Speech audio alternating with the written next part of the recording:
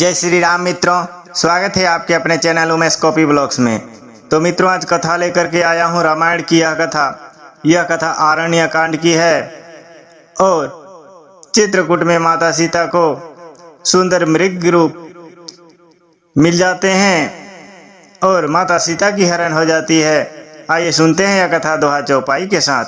विपुल सुमर सुर बरसहि गावहि प्रभु गुण गात निज पद दीन असुर कहूँ दिन बंधु रघुनाथ श्यावर रामचंद्र पद जय शरणम। देवता बहुत से फूल बरसा रहे हैं और प्रभु के गुणों की गाथाएं स्तुतियां गा रहे हैं कि श्री रघुनाथ जी ऐसे दिन बंधु हैं कि उन्होंने असुर को भी अपना परम पद दे दिया। खलबधि तुरत फिरे रघुबीरा सोह चाप कर कटी तुनीरा आरत गिरा सुनी जब सीता कहल चिमन सन परम सबीरा।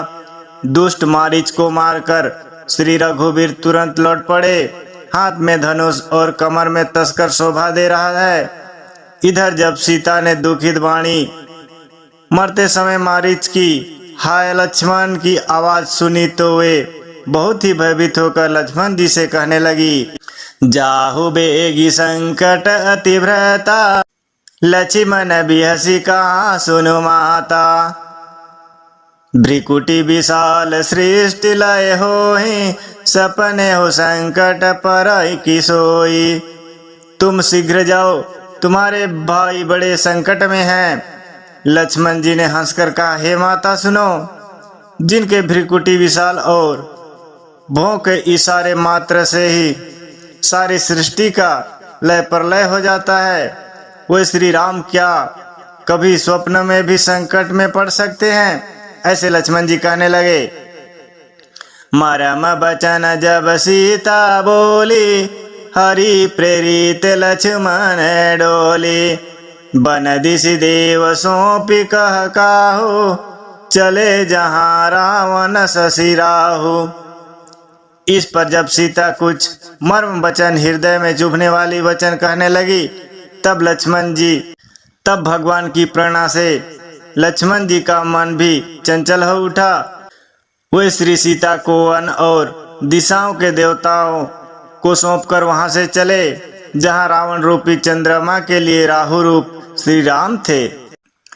शून्य बीच कंधर के रेखा आवा निकट जति के बेसा जाके डर सुर असुर डेराही निसी न नींद दिन अन्न न खाई। रावण सूना मौका देखकर यति सन्यासी के वेश में श्री सीता के समीप आया, जिसके डर से देवता और दैत्य तक इतना डरते हैं कि रात में नींद नहीं आती और दिन में भरपेट अन्न नहीं खा पाते। सो 10 शीस सवान किनाए इत उत चित चला बढ़ियाई इमी कुपंथ पग देखा खगेसा रहन तेज तन बुद्धि बल लेसा। वही 10 सिर वाला रावण कुत्ते की तरह इधर उधर ताकता हुआ बढ़ियाई चोरी के लिए चला। काकभूषणी जी कहते हैं, हे गरुड़ जी, इस प्रकार कुमार्ग पर पैर रखते ही शरीर में तेज तथा बुद्धि एवं बल का लेस भी नहीं रह जाता। सुना पाकर कुत्ता चुपके से बर्तन भाड़ों में मुंह डालकर कुछ चुरा ले जाता है, उसे बढ़ियाई कहते हैं। नाना विधि करी कथा सुहाए राजनीति भय प्रीति दिखाई कह सीता सुनु जति गोसाई बोले हु बचन दुष्ट किनाई। रावण ने अनेकों प्रकार की सुहावनी कथाएं रचकर सीता जी को राजनीति भय और प्रेम दिखलाया। सीता जी ने कहा, हे अति गोसाई सुनो, तुमने तो दुष्ट की तरह वचन कहे। तब रावण निज रूप दिखावा बैस भय जब नाम सुनावा कह सीता धरी धीरज गाढ़ा आई भयो प्रभु लहु लख ठाड़ा। तब रावण ने अपना असली रूप दिखलाया और जब नाम सुनाया तब तो सीता भयभीत हो गई। उन्होंने गहरा धीरज धर कर कहा, अरे दुष्ट, खड़ा तो रह, प्रभु आ गए। ऐसे कहने लगी सीता जी। जी हरि बधुहि क्षुद्र सस चाहा, भय सिकाल बस निश्चरना। सुनत बचन दस शीस रिसाना, मनु मुह चरण बंदी सुख माना। जैसे सिंह की स्त्री को तुच्छ खरगोश चाहे वैसे ही, अरे राक्षस राज, तू मेरी चाह करके काल के वश हुआ है। ये वचन सुनते ही रावण को क्रोध आ गया, परंतु मन में उसने सीता जी के चरणों की वंदना करके सुख माना।